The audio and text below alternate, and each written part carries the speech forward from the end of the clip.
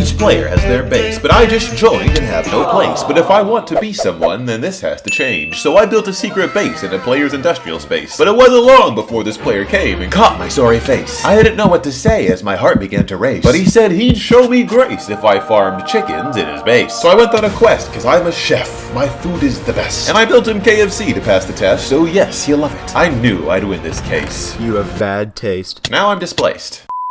I built a shop, but no one's coming. It's probably because the road outside looks like yellow diarrhea. And if there's a problem, Assassin has to fix it. So I made the road red and the world praised my name. But my friend Kurt also had no diamonds because his shop too suffers from poopy diarrhea. So when he called for my help, I said yes, because an assassin always helps those in need. So I built him a purple road because that's his favorite color. But the next day I was heckled in public because this was a community zone. And they said that I built my road without asking the Road Bureau, who are a league of bureaucrats looking for someone to hang. So I challenged the Road Bureau to the ultimate road off and told them whoever built the most badass road would rule Shopping Island. But they laughed in my face. I'll show them. I crafted my favorite colors, building the most badass road our server has ever seen. Then we asked those in need to choose the winner.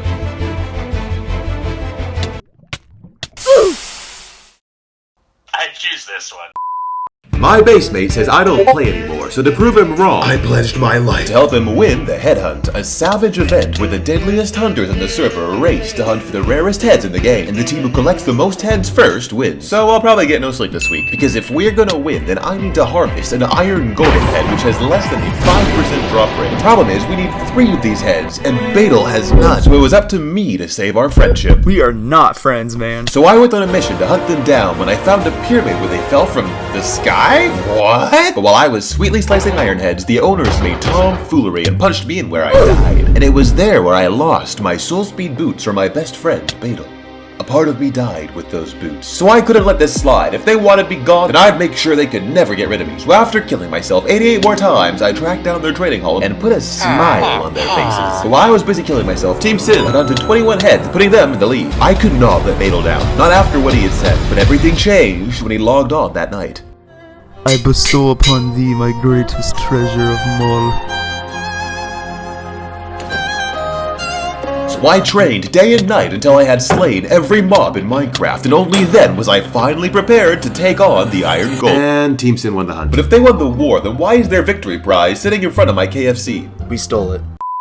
I refuse to use Elytra, even though I'm a terrible builder who dies to fall damage, but it's not for the reasons you might think. Most people expect me to give some classic spiel about how we should stop flying to sniff the road, but you're not most people, so you know there's a deeper reason. So why do I refuse to fly? It all started on Scarworld SMP, where I was a young, handsome Minecraft player just like yourself, running away from real life, when one morning I woke up and realized every person on this server has their own friend group but me. I was left behind, ignored, never allowed in the inner circle. But when the mods on our server said they would open the end portals for the very first time, everyone lost their minds. I know most people were excited to find Wing, but I saw this as a chance to forge new friendships so that I would never feel alone again. But nothing could prepare me for the threat I would face that autumn afternoon. You see, most people would agree that the greatest threat in Minecraft is the Ender Dragon. Other wrong answers include the Warden or the Wither, but smart players will tell you it's the Void, because it always hungers for your soul. But what if I told you I encountered a threat far worse than all these put together? His name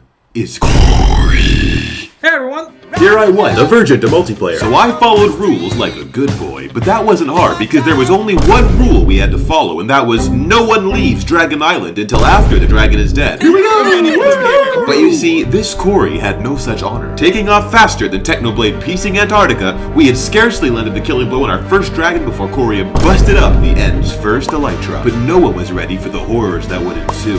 He took everything. There was nothing left. And the worst part is, There was nothing we could do about it. but it gets worse. Years passed, a pair of Elytra sold for 9 diamonds. But now that Corey owned them all, he could sell them for any price he wanted. 32 diamonds. But I refused to buy from the man who stole friendship from me, which meant I may never get to fly again. But you see, Corey hadn't just deprived me, he deprived all these people of the greatest friendship experience of all time, because nothing builds trust quite like this. I'm so scared right now. I'm so I came here to bond with new players over End City busting, but Corey took that away from me. But while most would have quit, a true assassin never gives up. So I knew I had to find the one person I could trust to help me bring down Corey's empire. The one who built Purple Jesus and eats skeletons for a living. King Corgi. While we were end-busting the wasted cities Corey had left behind, I noticed Kirby hit the ground too hard, which might just make it the only other player on the server who found Elytra. But I panicked because if Corey knew the king was selling, I knew he'd buy all King's wings and triple the price. So if I wanted an audience with the king, I had to travel to a place where Corey would never find us.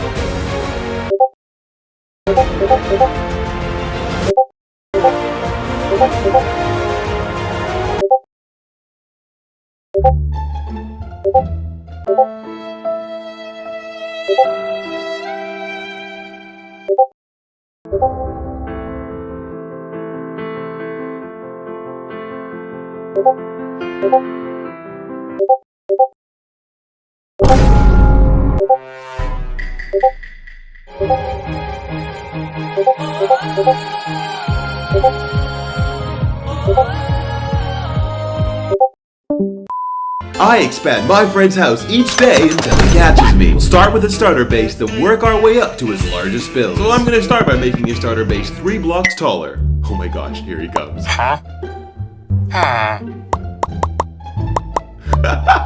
I totally thought he'd clue it, but he didn't even mention it. But what if I double its height? It's day 2 and I've done it. But will Beetle notice? I don't know, to be honest. He seems pretty clueless. So I'm just gonna ask him to log on.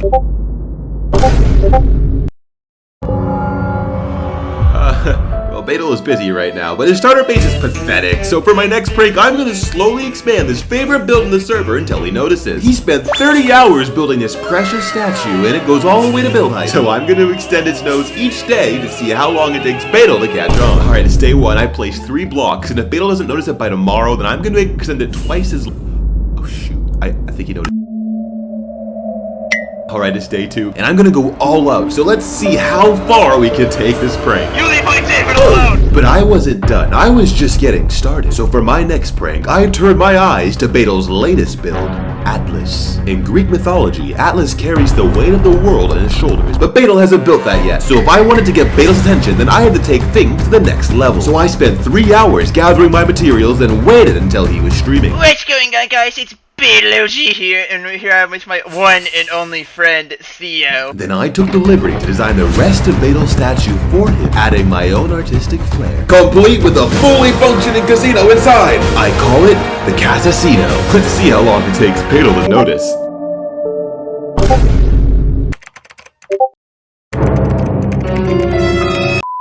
This game's greatest challenge is not the Ender Dragon. The final boss of Minecraft is finding friends you can count on. My base mate Beetle left our home when we lost the head war, so I'm using Redstone to win back his heart. So I built Casasino is based off my fandom, but in games of gamble, the winner is random. So to make sure my friend doesn't quit me and leave, I had a surprise in my sleeve. So I asked him to come to see which new horizon, but he said, No, I don't want to give you all my diamonds. I mined these for hours. I paid with my blood. These diamonds have value, unlike you. We're done.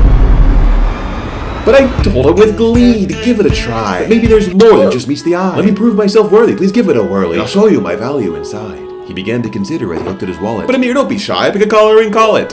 I choose red, he said. For my heart bleeds with dread. But he did not know it was rigged for my friends. The table had spun like a thief on the run. And it's not red. So I took his diamonds and fled.